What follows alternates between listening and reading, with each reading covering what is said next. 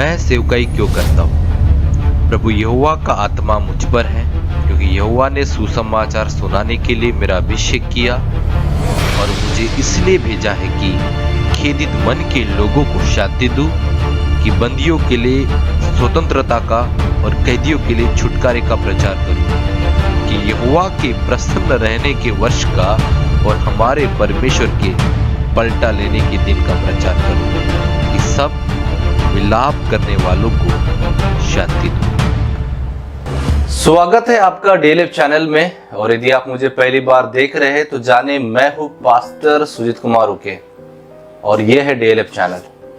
परमेश्वर का अनुग्रह हो कि उन्होंने आपको और मुझको यहां उपलब्ध होने का मौका दिया है। ये परमेश्वर की करुणा ही है।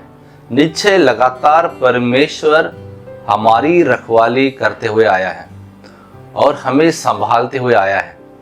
परमेश्वर की हमारे जीवन में बहुत सी गवाहियां हैं और हम परमेश्वर की हर एक गवाही को याद कर कर, उसके उपकारों को याद कर कर हम उसे गिन गिन कर धन्यवाद करते ही हैं।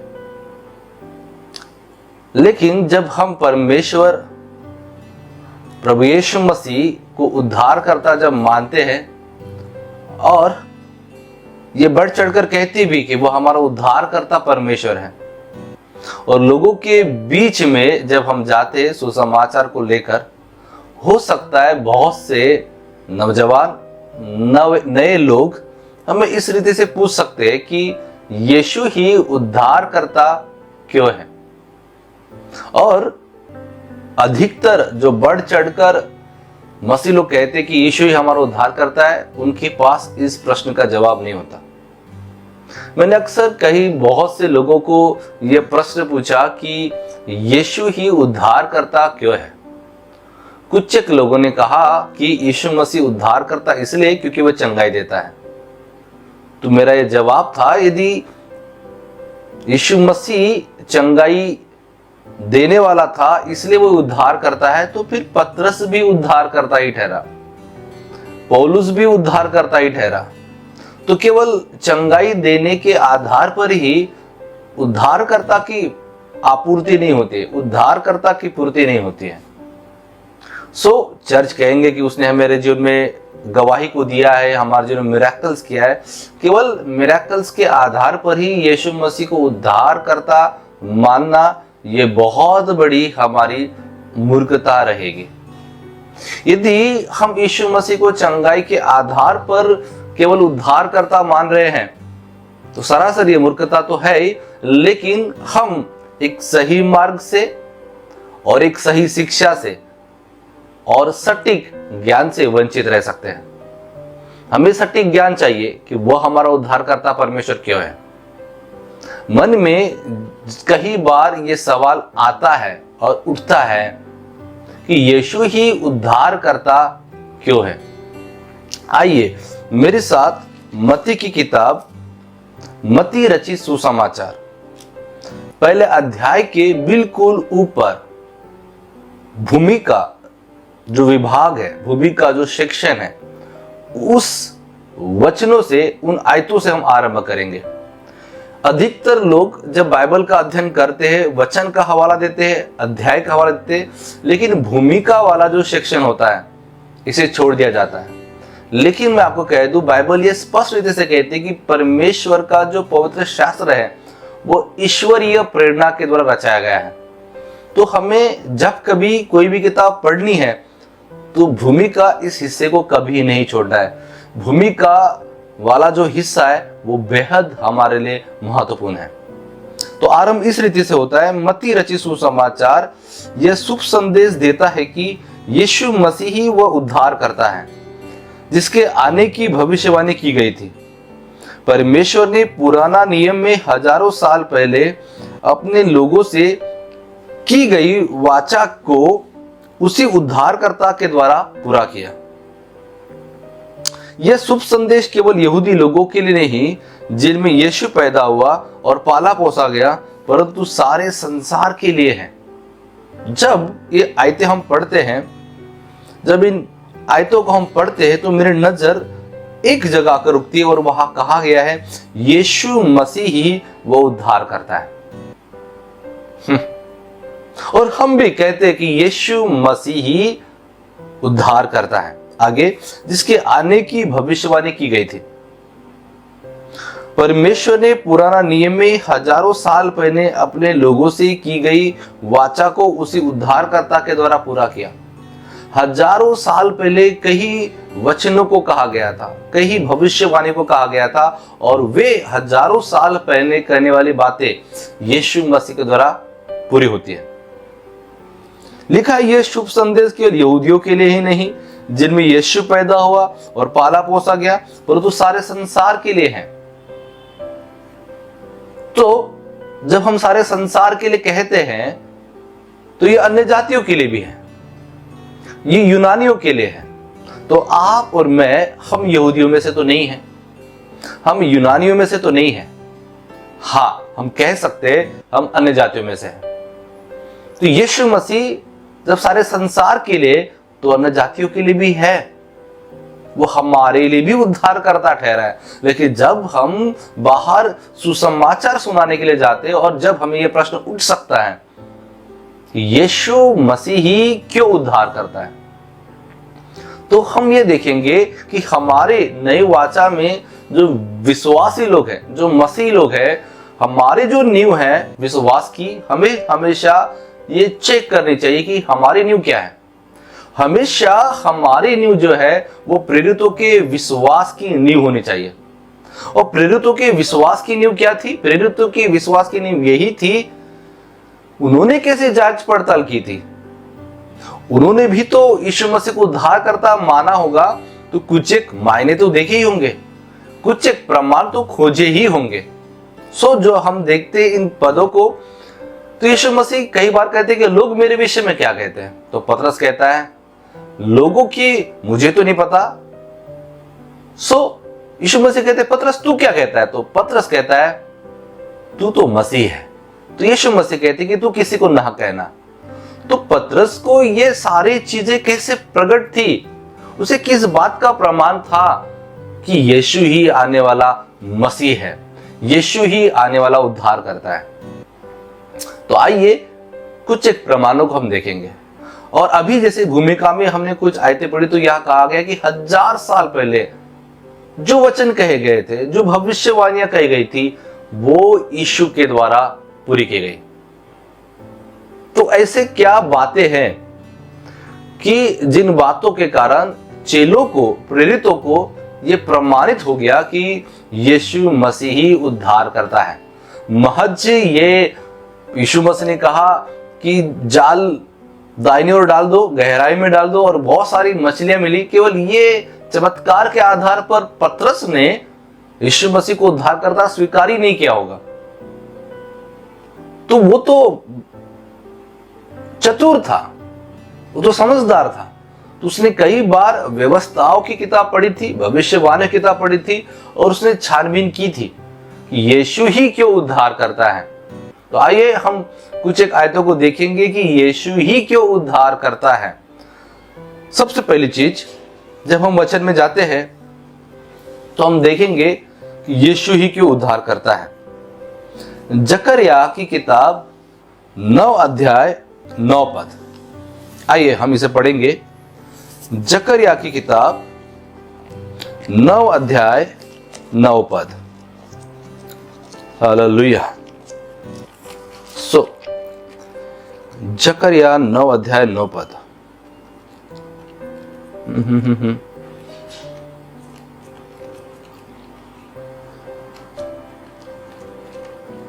वाह। सो पुराने नियम में जकरिया जो है ये भविष्यवक्ता है। ये उतना अधिक मेजर प्रोफेट में जाना नहीं जाता जैसे एशिया जाना जाता है, लेकिन हम देखेंगे जकरिया के बारे में। जकरिया 9 अध्याय 9 पद।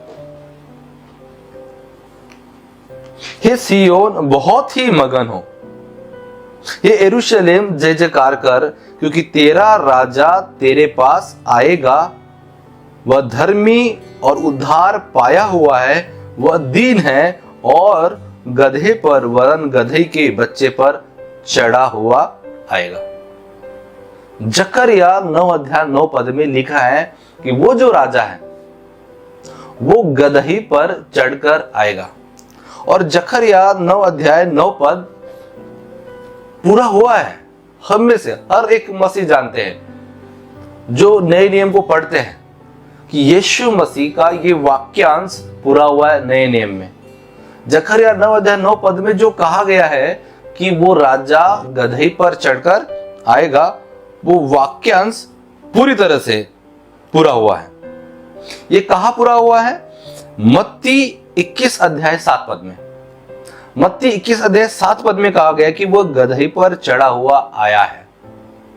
तो आप में से हर एक व्यक्ति जानते हैं जब लोग चिल्ला रहे थे होशन्ना होशन्ना, तो जब लोग चिल्ला रहे थे खजूर की डालियां हाथों में लेकर होशन्ना होशन्ना, तो हम देखते हैं कि यीशु मसीह के लिए वहां प्रबंध किया गया था। कई भविष्यवाणी पूरी हुई इसलिए, और वहां यीशु मसीह गधे पर चढ़कर आया।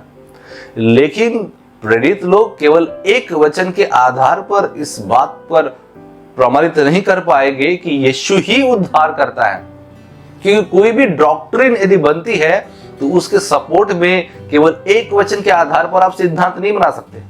सिद्धांत बनाने के लिए या डॉक्ट्रिन को समझने के लिए हमें और भी सपोर्ट में 2-4 और परमेश्वर के वचन होने की आवश्यकता है, ताकि किसी भी प्रकार से हम शैतान के कुतर्क में ना फंसने पाए, उसके चंगुल में ना फंसने पाए। तो हमने देखा जकरिया 9 अध्याय 9 पद में लिखा है कि वो गधे पर चढ़ा हुआ आया है। ये जो आयत है मत्ती 21 अध्याय 7 पद में पूरी हुई है। हम और एक वचन देखेंगे, भजन संहिता 22 अध्याय 16 से 18 पद। भजन संहिता 22 अध्याय 16 से 18 पद। और इस पद में कहा गया है कि उसके हाथ और पैर छेदते हैं और वे आपस में वस्त्र को बांटते हैं। तो पुराने नियम में ये जो आयतें कही गई है, ये जो भविष्यवाणी की गई थी भजन संहिता 22 अध्याय 16 से 18 पद में, ये बातें भी, ये वाक्यांश भी पूरी तरह से पूरा हुआ है। ये पूरा कहा हुआ है मत्ती 27 अध्याय उसका 35 पद में। मत्ती 27 अध्याय 35 पद में इसी रीति से कहा गया है कि उसके हाथ और पैर छेदते हैं, वे आपस में वस्त्र बांटते हैं और उसके पहरावे पर चिट्ठी डालते हैं। और आप और मैं जब इतनी बार हमने बाइबल पढ़ी है तो हमने देखा है कि उसके वस्त्र आपस में बांटे गए चिट्ठियां डालकर, उसके हाथ पैरों को छेदा गया है और वे आपस में वस्त्र को बांट रहे थे। एक दूसरा हमने भविष्यवाणी देखी, एक दूसरा हमने वाक्यांश देखा जो कई हजारों साल पहले कहा गया था, लेकिन ये ठीक मत्ती 27 अध्याय उसके 35 पद में पूरा होता है। केवल एक ही प्रमाण नहीं, मैं आपके सामने ऐसे बहुत से प्रमाण बताऊंगा जिससे हम निडरता से कह सकते हैं कि हाँ, यीशु ही उद्धार करता है। यशाया 53 अध्याय 5 पद। यशाया 53 अध्याय 5 पद लिखा है, उसने हमारे दुखों को उठा लिया, वो हमारे अपराधों के कारण घायल किया गया और हमारी शांति के लिए उस पर ताड़ना पड़ी कि हम चंगे हो जाए। हम में से अधिकतर लोग जब चंगाई की सेवकाई करते हैं, जब कभी बीमार व्यक्ति को देखते हैं, इन्हीं पदों का सहारा लेते हैं। और ये जो वाक्यांश यशाया 53 अध्याय 5 पद में कहे गए, उसने हमारे दुखों को उठा लिया, वह हमारे अपराधों के कारण घायल किया गया, हमारी शांति के लिए उस पर ताड़ना पड़ी कि हम चंगे हो जाए। और ये पदों का इस्तेमाल हम कहा करते हैं? पहला पत्रस 2 अध्याय 24 पद में, और कहते हैं कि उसके कोड़े खाने से हम चंगे हो चुके हैं।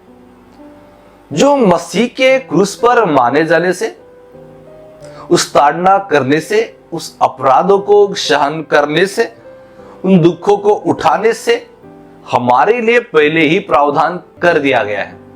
इसलिए हम ये दावा करते हैं, मसीह लोग जब कभी मैं सेवकाई में जाता हूं और मुझे बीमार व्यक्ति दिखते हैं तो उन्हें मैं ये विश्वास करने के लिए कहता हूं कि विश्वास करिए कि मसीह यीशु ने आपके बीमारी को उठा ले लिया है, मसीह यीशु मसीह ने आपके दुखों को उठा लिया है। और पहला पत्रस 2:24 पद से जब वो सहमत हो जाते कि उसके कोड़े खाने से हम चंगे हो गए, वो जब घोषणा करते उसके कोड़े खाने से हम चंगे हो गए हैं, और मैं देखता क्या हूं कि वे अपने शरीर में बदलाव होते हुए देख पा रहे हैं, अपने शरीर में बदलाव होते हुए देख पा रहे हैं।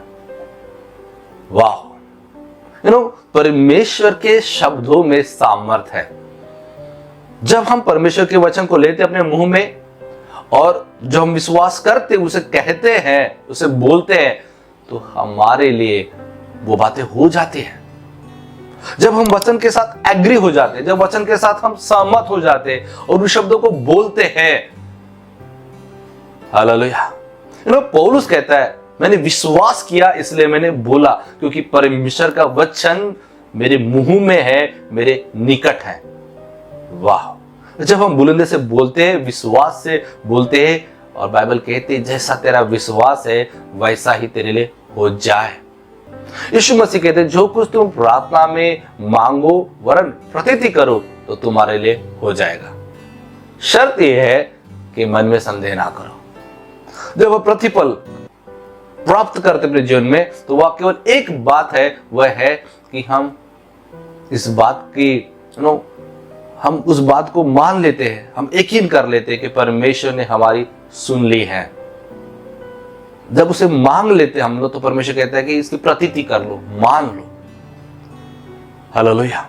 और हम अपने जीवन में चंगाई को देखते हैं ना। और बहुत से वचन है जो हमें ये प्रमाणित करने के लिए और हमारे संदेह को दूर करने के लिए काफी है। यशाया 50 अध्याय उसका 6 पद कहता है, मैंने मारने वालों को अपनी पीठ और मैंने मारने वालों को अपनी पीठ और गलमोच नोचने वालों की ओर अपने गाल किए।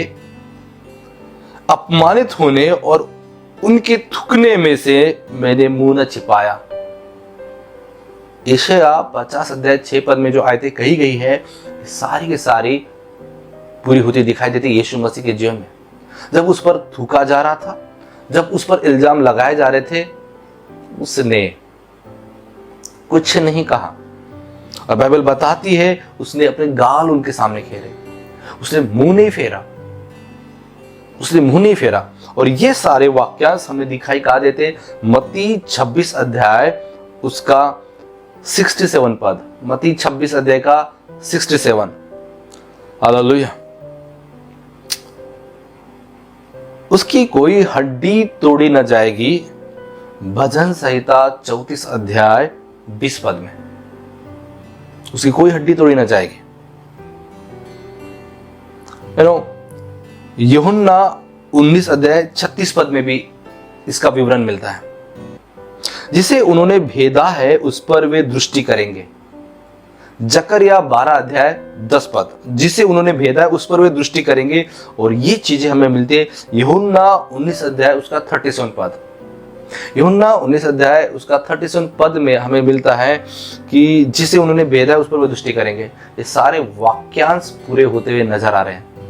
और क्या प्रमाण चाहिए? बहुत से लोग सवाल खड़े करते हैं। किसी भाई ने और किसी बहन ने मुझे कहा कि नए लोग तो सवाल नहीं उठाते हैं कि यीशु ही मसीह ही क्यों उद्धार करता है। बेशक हो सकता है कि बहुत से नए लोगों को इस विषय में उतना अधिक ज्ञान नहीं होता, वे सवाल तो नहीं कर सकते। लेकिन जब आप नए नए हैं और आपने प्रभु पर विश्वास किया है और ये केवल चमत्कार के आधार पर ही है, तो आपको संगति में आना आवश्यक है। क्योंकि जब आप संगति में आते हैं ना, तो केवल भावनाओं के आधार पर विश्वास नहीं होता है, चमत्कार के आधार पर विश्वास नहीं होता है, संपूर्ण खोज कर कर हमारा विश्वास होना चाहिए। अधिकतर लोग कलीसिया छोड़कर क्यों जाते? क्योंकि वे चमत्कार के आधार पर जुड़े होते हैं, वे भावनाओं के आधार पर जुड़े होते हैं। और पासबान से और कलीसिया में किसी परिवार से जब ठेस लग जाती है, वो चर्च से 9-11 हो जाते हैं।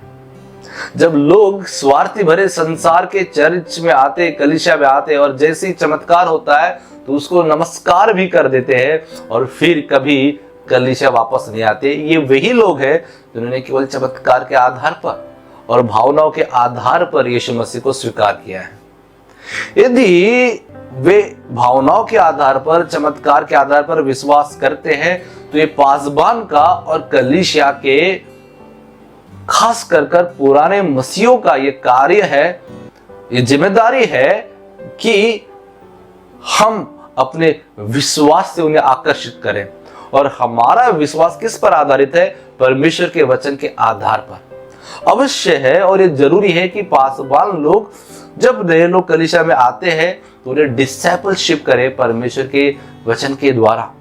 जितना अधिक हम उन्हें डिसाइपलशिप करेंगे ना, जितना अधिक वे परमेश्वर के वचन के आधार पर आएंगे ना, तो फिर कभी भी वे बाहर का रास्ता नहीं देखेंगे, कभी भी वे संसार में वापस फिर लौट कर नहीं जाएंगे, यदि सच में उन्होंने परखा है और परमेश्वर के वचन को जाना है।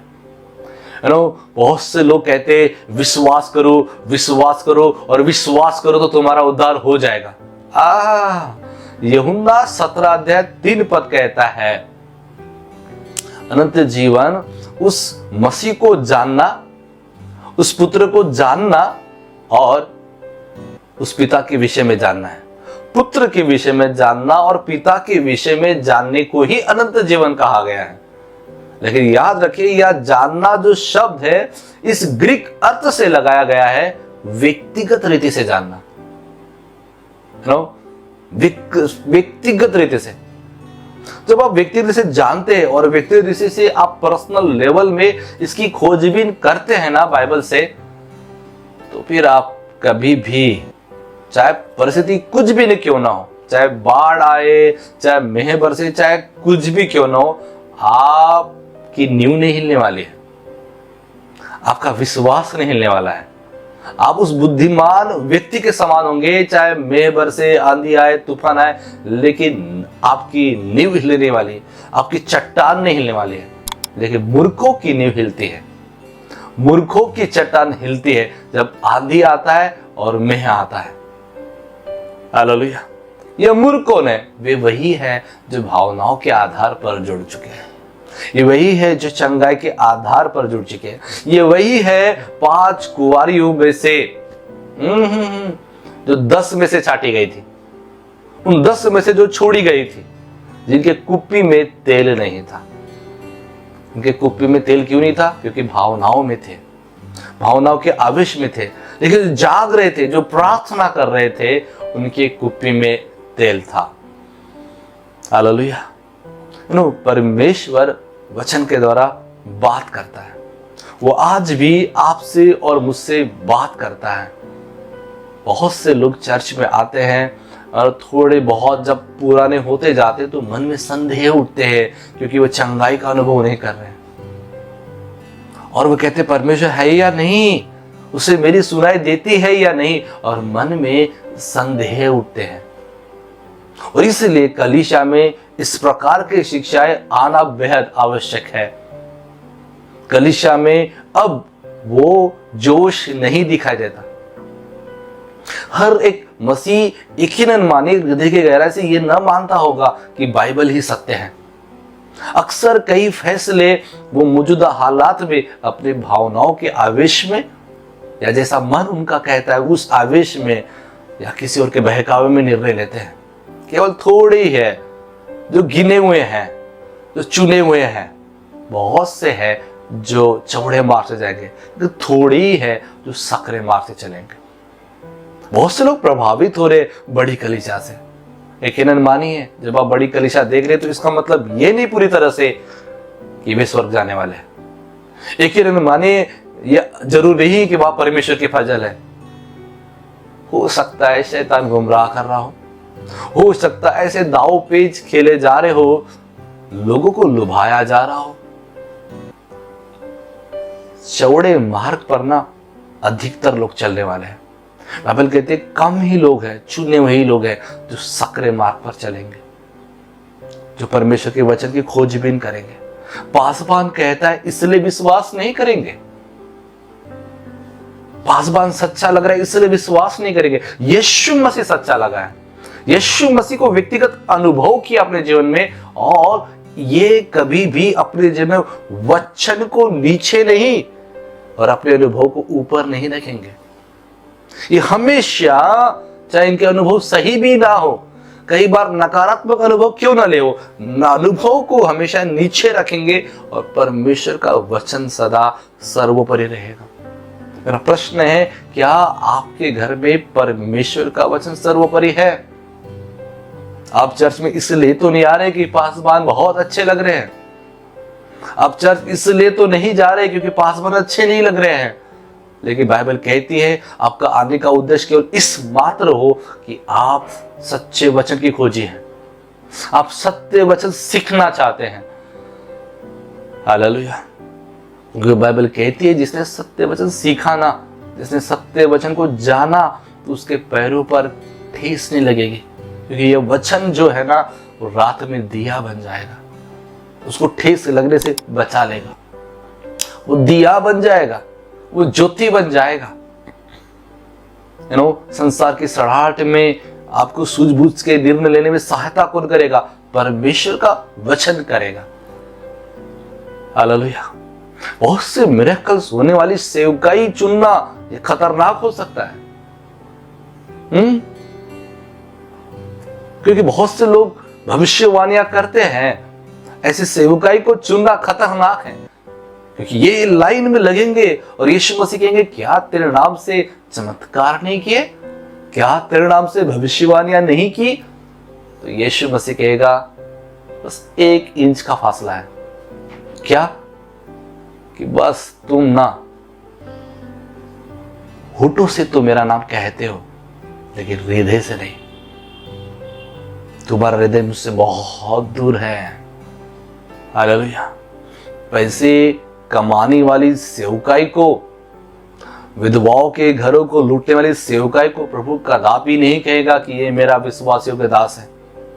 जो परमेश्वर के वचन को देखकर सेवकाई करेगा ना, प्रभु उसे कहेगा कि तू खरा और थोड़े भी विश्वास योग्य रहा है। हालेलुया। आज मैं आपसे पूछना चाहता हूं, क्या आप थोड़े में विश्वास योग्य हैं? क्या आप सच्चे हैं? यदि परमेश्वर के वचन के आधार पर आप जीवन जी रहे हैं तो फिर आप सच्चे हैं।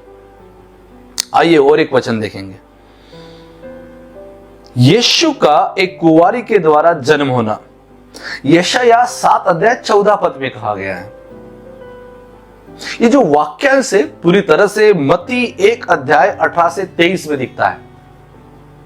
जो वाक्यांश यशायाह 7 अध्याय 14 पद में पुराने नियम में कहा गया है कि एक कुंवारी के द्वारा जन्म होगा, ये पूरी तरह से मत्ती 1 अध्याय 18 से 23 पद में दिखाई देता है कि पूरी तरह से प्रमाणित हुआ है। 1 नहीं, 2 नहीं, 3 नहीं, 4 नहीं, 5 नहीं। हालेलुया। ऐसे बहुत सी भविष्यवाणियां हैं जो यीशु मसीह के द्वारा पहुंची हैं। बाइबल बताती है जब यीशु मसीह क्रूस पर थे उस 3.5 घंटे तक, उन करीबन 3.5 घंटे में यीशु मसीह ने लगभग बाइबल की 33 भविष्यवाणियां पूरी की है। 33 केवल 3.5 घंटे में। हालेलुया। इतने सारी चीजें, निचोड़, हर एक वचन का निचोड़, यशायाह से, जकरिया से, दाऊद से, मलाकी से, होशे से, इन तमाम भविष्य वक्ताओं के द्वारा आने वाले वचन निचोड़ केवल एक ही के तरफ जाता है, और ये सारे के सारे वचन सत्य केवल यीशु मसीह के जीवन से होते हैं और किसी के जीवन से नहीं। हालेलुया। आइए और एक वचन, मीका 5 अध्याय 2 पद कहता है यीशु बेथलेहम में जन्म लेगा। यीशु का जन्म बेथलेहम में होगा, इस विषय में मीका 5 अध्याय 2 पद बात करता है, और यही वाक्यांश मत्ती 2 अध्याय 1 से 6 पद में पूरा होता है। हालेलुया। अद्भुत परमेश्वर, अवर्णित परमेश्वर, एक नहीं दो नहीं, ऐसे कई बहुत सारे बातें निचोड़ लेकर केवल यीशु मसीह की तरफ केंद्रित कर रही है। इसलिए पौलुस कहता है, इसलिए पौलुस कहता है कि अभी भी यहूदियों की आंखों पर पर्दा पड़ा हुआ है, और भी बहुत से समुदाय है जिनकी आंखों पर अभी भी पर्दा पड़ा हुआ है। और पतरस की पौलुस की प्रार्थनाएं क्या थी? प्रार्थना यही थी कि उनकी आंखों से पर्दा हट जाए। हालेलुया। उनकी आंखों से पर्दा हट जाए। वे अभी भी मसीह के आने की बाट जोते हैं। परमेश्वर के सबसे निकट रहने वाले लोग, परमेश्वर के पवित्र शास्त्रों को पढ़ने वाले लोग, वचन देहधारी हुआ, वचन को तो स्वीकार किया, लेकिन जब वचन देहधारी हुआ उसे स्वीकार नहीं किया। उसके अपनों ने उसे स्वीकार नहीं किया, यहूदियों ने उसे स्वीकार नहीं किया, यूनानियों ने उसे स्वीकार नहीं किया। इसलिए वो उद्धारकर्ता का प्रचार, पौलुस कहता है, अब यहूदी की ओर नहीं, यूनानियों की ओर नहीं, अब अन्य जाति की ओर हम फिरते हैं। हालेलुया। और आपके पास, मेरे पास ये सुसमाचार पहुंचा। हो सकता आपने सुसमाचार सुना जरूर है, लेकिन आप प्रशिक्षित नहीं हैं। जब आपको कोई सवाल पूछे कि यीशु ही क्यों उद्धार करता है, आप प्रशिक्षित होते जाएंगे। जितना अधिक परमेश्वर के वचन पर मनन करेंगे, खोज करेंगे। हालेलुया। परमेश्वर ने हमारे मन में बोझ डाला है कि लोगों को हम प्रशिक्षित करें। ऐसे नहीं कि अंध भक्त बन जाए। बाइबल में कहता है कि अंधा अंधे की अगुवाई नहीं कर सकता। क्या आप ऐसे विश्वासी बनना पसंद करेंगे जैसे वचन तो पता ही नहीं, लेकिन दिल है कि मानता नहीं? वही है यीशु मसीह उद्धार करता, पर क्यों है पता नहीं। हालेलुया। आप जानते हैं, यूहन्ना 17:3 पद के आधार पर आप जानते हैं, आप हर एक वचन को जानते, व्यक्तिगत रीति से जानते हैं। किसी और ने कहा इसलिए नहीं, किसी पासवान ने कहा इसलिए नहीं। जो पासवान वचन कह रहा है वो बाइबल में आप चेक करते वो है या नहीं। इस आधार पर जब आप विश्वास करते हैं ना, वाह, इट विल ब्लेस यू। ये आपके घराने को आशीष करेगा। और चाहे कोई विश्वास करे या ना करे, आप विश्वास करते हैं ना, आपके विश्वास के कारण संपूर्ण घराना उद्धार पाएगा। अरे बहुत से लोग कहते हैं, पास्टर जी मेरा घराना उद्धार क्यों नहीं पा रहा? क्योंकि विश्वास जो है ना, भावनाओं वाला है, चमत्कार वाला है। हालेलुया। लेकिन जब वचन के आधार पर चलते हैं ना, आपका घराना उद्धार पाएगा। सटीक विश्वास जिसकी नींव नहीं हिलने वाली। हालेलुया। सो यीशु के उद्धार करता है। मैं आशा करता हूं इसका उत्तर आपको प्राप्त हुआ ही होगा। वचन के आधार पर, केवल वचन के आधार पर ही हम अब बात नहीं करेंगे। हम बात करेंगे जितनी आयतें हमने यहां पढ़ी, जितनी बातें हमने यहां पढ़ी है, प्रैक्टिकली जब आप उस स्थानों पर जाएंगे, जो बातें यहां लिखी है वे मौजूद हैं। आज भी यीशु की कब्र खाली है, मौजूद है। जो बातें बाइबल में लिखी है वे स्थान आज भी मौजूद है। तो it's not only theoretical but practically इसके एविडेंसेस है, इसके प्रमाण हैं। और बहुत सी बातें जो पहले ही कही गई है वो पूरी हो चुकी हैं। वो सारी बातें निचोड़ डालती है कि यीशु ही उद्धार करता है। साथ ही साथ ये बात और एक बात को निर्देश करती है कि बाइबल सामान्य किताब नहीं है। ये ईश्वरीय प्रेरणा के द्वारा रचा गया ग्रंथ है। उसे समय समय पर अपने नबियों से, प्रेरितों से बातें की और उन्हें उभार कर लिखने के लिए प्रेरित किया है। हालेलुया। सो जाने, यदि सच्चे विश्वासी की पहचान करनी है तो जाने क्या हमारा विश्वास प्रेरितों के नींव के आधार पर है या नहीं। यदि आपके पास लोगों को प्रशिक्षित करने का वरदान नहीं है, लोगों को तालीम देने का वरदान नहीं है, तो फिर आप इस संगति के सहभागी बन सकते हैं। आप परमेश्वर के राज्य के सहभागी बन सकते हैं और इन संदेशों को, इन मैसेजेस को ज्यादा से ज्यादा लोगों तक आप पहुंचा सकते हैं। ताकि लोग आशीषित हो और परमेश्वर के वचन के आधार पर मसीह से जुड़ जाए, और केवल भविष्यवाणियां चमत्कार के आधार पर चलने सेवकाई से प्रभावित ना होकर साथ ही साथ ये भी जांच पड़ताल करे कि कहीं ये सेवकाई परमेश्वर वचन के आधार पर है या नहीं। आशा करता हूं परमेश्वर आपको आशीष किया होगा। नीचे स्क्रीन लाइन पर जो नंबर दिख रहा है, इस समय है भेंट देने का, इस समय है दान देने का, इस समय है दशमांश देने का। यदि परमेश्वर का आत्मा आपको अगुवाई कर रहा है, डू नॉट गो एनीवेयर।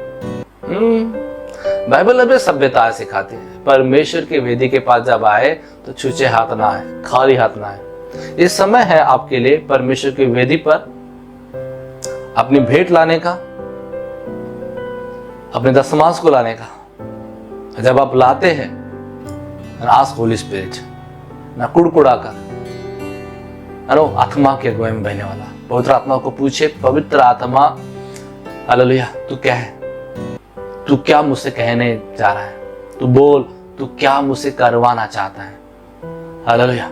और परमेश्वर का आत्मा आपको कहेगा ना दाहिनी तरफ देख ना बाई तरफ देख, केवल यही मार्ग है, इसी के पीछे तुम चलो, केवल यीशु की तुम सुनो। यीशु मसीह के नाम में तमाम हर एक लोगों के लिए मैं प्रार्थना करता हूं जिन्होंने अपने हाथों को बढ़ाया है। हालेलुया। जिनके जेब में पैसे नहीं है, जिनके अकाउंट में पैसे नहीं, जो काम नहीं कर रहे, यीशु मसीह के नाम में मैं प्रार्थना करता हूं आपके जीवन में परमेश्वर की बढ़ोतरी होने के लिए। यीशु मसीह के नाम में मैं प्रार्थना करता हूं कि परमेश्वर से जब आप प्रार्थना करेंगे कि खुदा बाप मुझे काम करने के लिए उपलब्धि दे ताकि मैं कमा पाऊं और आपके राज्य के लिए बो सकूं, यीशु मसीह के नाम में आपके काम में फजल हो, यीशु मसीह के नाम में आपके काम पर रहमत हो, ताकि आप परमेश्वर के राज्य में 100 गुना बीज बोने वाले बने और 100 गुना फल लाने वाले बने। जिन हाथों ने बोया है पिता, मैं प्रार्थना करता हूं जो प्रार्थना इनकी रुकी हुई है, यीशु मसीह के नाम में they can see their your fruits, वे वहां पर आपके फलों को देखने पाए यीशु मसीह के नाम में। और जाने परमेश्वर का वचन बिल्कुल भी प्रभावित नहीं होता है, वह प्रभाव छोड़ता है, वह जब तक अपना कार्य ना करे तब तक वापस लौट कर नहीं आता। Hallelujah, hallelujah. May God bless you, hallelujah. May God bless you, hallelujah. परमेश्वर का आत्मा मुझे कह रहा है, आप में से जो लोग मुझे सुन रहे हैं, आप ऐसे व्यक्ति बहुत अधिक प्रभावी है दूसरों को सुनने से, भविष्यवाणियों की केवल सेवकाई से और चमत्कार के आधार पर ही परमेश्वर आपको शिफ्ट करने जा रहा है उसके वचन की ओर। हालेलुया। परमेश्वर आपको कहने जा रहा है कि अब केवल भविष्यवाणी की सेवकाई के आधार पर ही प्रभावित नहीं, चंगाई की सेवकाई के आधार पर ही प्रभावित नहीं, वचन के द्वारा प्रभावित के द्वारा मेरा बेटा और मेरी बेटी तू कहलाएगी। हालेलुया। यूहन्ना 1:12 के आधार पर जितने मुझ पर विश्वास किया वे मेरे संतान होंगे और उन्हें मेरे संतान होने का अधिकार दिया है। अरे गहरे को नहीं, यीशु मसीह ने कहा है वे जो उस पर भरोसा करेंगे। वो कैसा भरोसा? मान लेने वाला भरोसा नहीं। बहुत से लोग कहते हैं मानने वाला भरोसा। परमेश्वर पर जो भरोसा करते वह जानने वाला भरोसा है, परमेश्वर के वचन के द्वारा जानने वाला। परमेश्वर कहता है जो मुझे जानता है, जो मेरी आज्ञाएं सुनता है और मेरे आज्ञाओं को मानकर चलता है, वे ही मेरे पुत्र हैं, वे ही मेरे बेटे बेटियां हैं। Hallelujah. Check out your faith कि आप किन कुंवारी स्त्रियों में से हैं, वो 5 जो उठा लिए जाएगी या वे 5 जो छोड़ दी जाएगी। परमेश्वर वचन पर जड़ पकड़ डटे रहें। हालेलुया। परमेश्वर आप तमाम लोगों की सुनने वालों के मन में विश्वास से आमीन आपको प्रतिफल देने वाला बने। ये वचन आज का आपके हृदय में जड़ पकड़ कर बनने वाला बने। Hallelujah. May God bless you, may God bless you each and everyone। Hallelujah. मेरे लिए और पास्टर के लिए प्रार्थना करते रहें, परमेश्वर हमारा इस्तेमाल करे, इस सेवका का इस्तेमाल करे। पके हुए खेत बहुत से, मजदूर थोड़े, परमेश्वर सेवका के लिए मजदूर भेजे। हालेलुया। अगले सप्ताह फिर बहुत जल्द मिलेंगे एक नए प्रकाशन के साथ। हमारे लिए प्रार्थना करते रहें। तब तक ले जय मसीह की। God bless you.